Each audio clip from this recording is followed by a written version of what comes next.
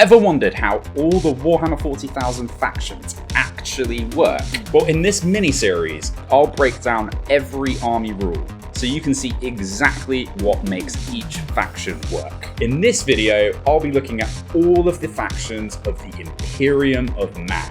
I'll rate each rule by complexity, how tricky it is to understand at first, and mastery, how difficult it is to use, and let you know why it's a good army rule. Let me know in the comments if you agree with my scores, and if you find a rule easier or harder than I've set. And a quick couple of notes before we get started. I'm not covering any of the rules about allies or the Knight super heavy rules, and please consider giving the video a like and the channel a subscribe. It really helps. So, let's go. Adeptus Custodes, the elite bodyguards of the Emperor of Mankind, with Marshal Qatar. Each time a unit with this ability is selected to fight, select one of the Qatar stances, the Dakatare or Rendax stance. Until that unit has finished making its attacks, the selected stance is active for it, and it gains the relevant ability. So for Dakatare, melee weapons equipped by models in this unit have the Sustained Hits 1 ability. Sustained Hits is a weapon ability that allows attacks to generate additional hits when rolling a critical hit, usually a natural 6 to hit. So for example, if I roll 10 hit rolls with Sustained Hits 1, each roll of a 6 here will generate an additional hit, which can then go on to wound. The Rendax stance, melee weapons equipped by models in this unit have the Lethal Hits ability. Lethal Hits is a weapon ability that allows attacks to automatically wound the target, again on a critical hit with a 6. So in this pool of dice, I take any 6s rolled and put them aside, and roll the remaining dice to wound. After the wound roll has been made, we count all the wound roll dice successes and the lethal hits, and my opponent will need to roll that many armor saves. I'm giving this one a complexity of easy and a mastery of easy. There is one variable here, and it's really simple to remember. Why it's good. Its simplicity means it's easy to remember, and instant access to sustained or lethal hits is really valuable on an army-wide scale. Adeptus Sororitas, the fanatical, power-armored warrior nuns of the Imperium, with Acts of Faith. Each unit with this ability can perform one act of faith per phase. This is done using Miracle Dice. How do you gain Miracle Dice? Well, you gain 1 Miracle Dice at the start of each battle round and at the end of each phase if one or more Adeptus Sororitas units from your army were destroyed in that phase. Each time you gain a Miracle Dice, roll 1d6. The number you roll is the value of that Miracle Dice. This value cannot be changed or re-rolled unless a rule specifically states otherwise. Keep your Miracle Dice to one side. This is your Miracle Dice pool. You can use these dice to perform an act of faith. So, before making a dice roll for a model or unit with the Acts of Faith ability, if you have dice in your Miracle Dice pool, that unit can perform an act of faith. Select one of the dice from your Miracle Dice pool to substitute that dice roll, and it can only ever be a single dice substituted. The dice that is being substituted is not rolled.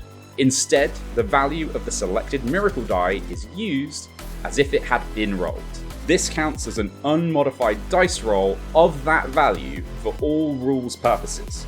So for things like sustained and lethal hits, for example, if you use a 6. Each Miracle Dice can only be selected for substitution once. Once the substitutions have been made, remove the chosen Miracle Dice from your Miracle Dice pool and roll all the remaining unsubstituted dice that are a part of that dice roll. You can use Miracle Dice when a unit performs an act of faith for any of the following types of dice roll.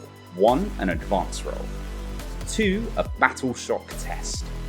3, a charge roll. 4, a hit roll. 5, a wound roll. 6, a damage roll. And 7, A saving throw. I'm giving this one a complexity of easy and a mastery of mid. The roll itself is pretty easy to get to grips with, but the number of variables here is quite huge, meaning there's a lot of room for mistakes. You need to figure out when the best time to make substitutions are, and not just use them on a whim. Why it's good.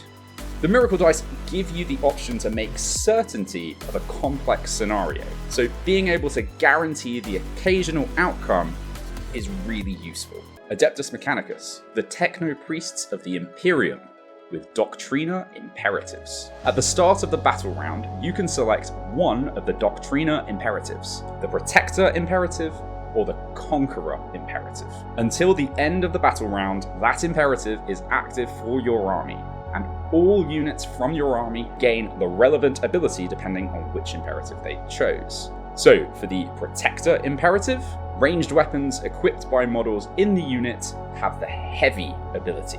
You also improve the ballistic skill characteristic of ranged weapons by 1. This means that if your models remain stationary, they would effectively increase their ballistic skill by 2. 1 for the natural increase to ballistic skill, and an additional 1 for the heavy keyword. Each time a melee attack targets the unit, if the unit has the battle line keyword, or it is within 6 inches of one or more friendly Adeptus Mechanicus battle line units, subtract 1 from the hit roll. The other imperative is the Conqueror Imperative, and this one, ranged weapons equipped by models in the unit have the Assault ability. Improve the weapon skill characteristic by 1. Each time a model in the unit makes an attack, if the unit has the battle line keyword, or is within 6 inches of one or more friendly Adeptus Mechanicus battle line units, improve the armor penetration characteristic of that attack by 1. So for this one, I'm going complexity mid and mastery as mid. This is really a balancing act, as you need to figure out what the landscape of the turn is going to look like, especially if you're going second, as this ability happens at the beginning of the battle round. Why it's good.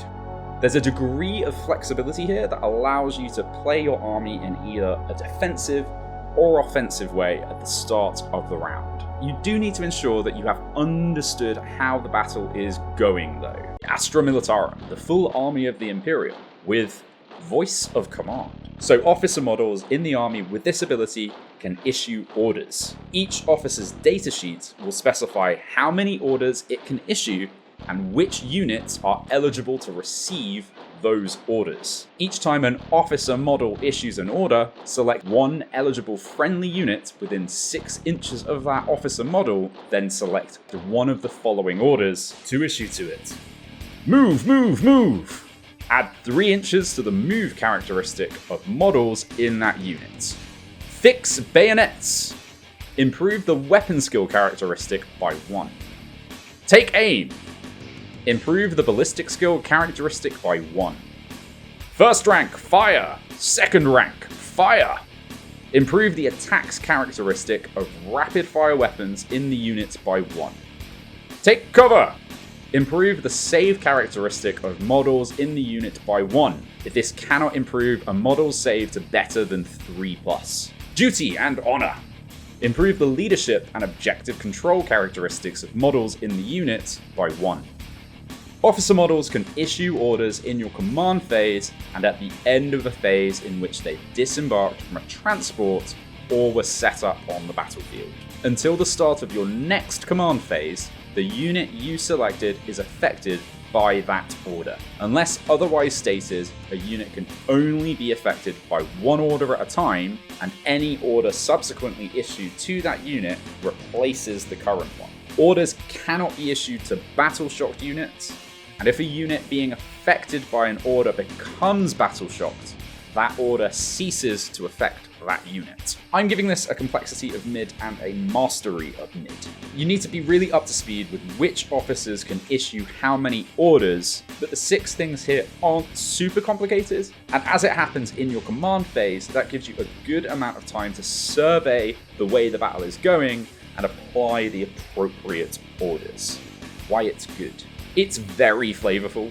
You feel like you're ordering the troops on the ground to do what you need them to do when they need to do it. It's great fun. Grey Knights, the demon hunting marines with teleport assault. So at the end of your opponent's turn, you can select a number of Grey Knight units, excluding units that are within engagement range of enemy units. Once you've made your selections, remove those units from the battlefield. In the reinforcement step of your next movement phase, set each of those units up anywhere on the battlefield that is more than 9 inches horizontally away from all enemy units. Any units that are not on the battlefield at the end of the battle count as being destroyed. The maximum number of units you can select depends on the battle size. I think the complexity on this is easy. The rule itself is pretty simple. You have what is called an uppy-downy mechanic, but just figuring out which units to put into reserve and where to bring them out can be a bit testing, so I'm just calling it Mastery Mid here, just why it's good. Being able to redeploy units every turn is just a fantastic mechanic. It's very annoying for your opponent to deal with, as they have to catch up to your units before you pull them out. It's just very fun. Imperial Knights, the Lance of the Imperium with Code Chivalric. I think I pronounced that right. So at the end of the read mission objective step, you must select one of the following oaths to be active for your army.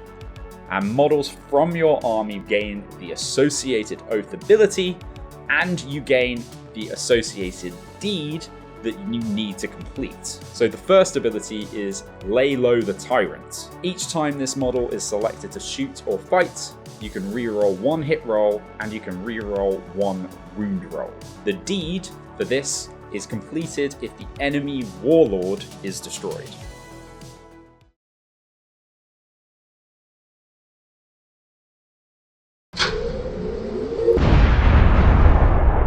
Whoa, whoa, whoa, whoa, whoa. Do you ever have one of those moments where you think, how the hell did I get here? Then you've got Reclaim the Realm. The oath ability is to add 1 inch to the model's move characteristic and advance and charge rolls made for the model. The deed is completed if you control 1 or more objective markers in your opponent's deployment zone. What happens if you complete the deed? Well, if at the start of any of your command phases, your selected oath's deed is completed, your army becomes honoured for the rest of the battle, and you gain 3 CP. I think this is a complexity easy and mastery easy. You have a thing to pick, and then a thing to do. And if you do the thing, you get a reward. Easy. That's just one variable.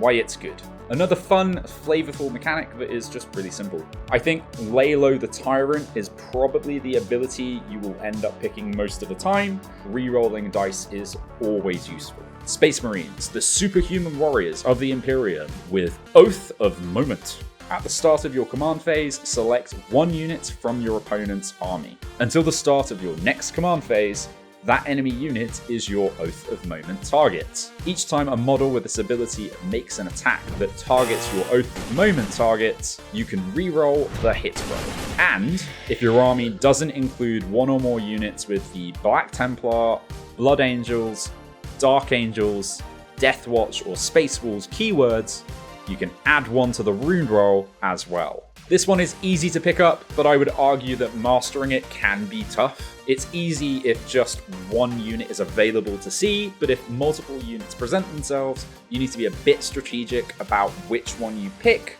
So I think this is a mastery mid. Why it's good. It's another simple mechanic, and it gives you rerolls. Easy. So that's all the Imperium's faction rules. We'll be back next time with Xenos faction rules.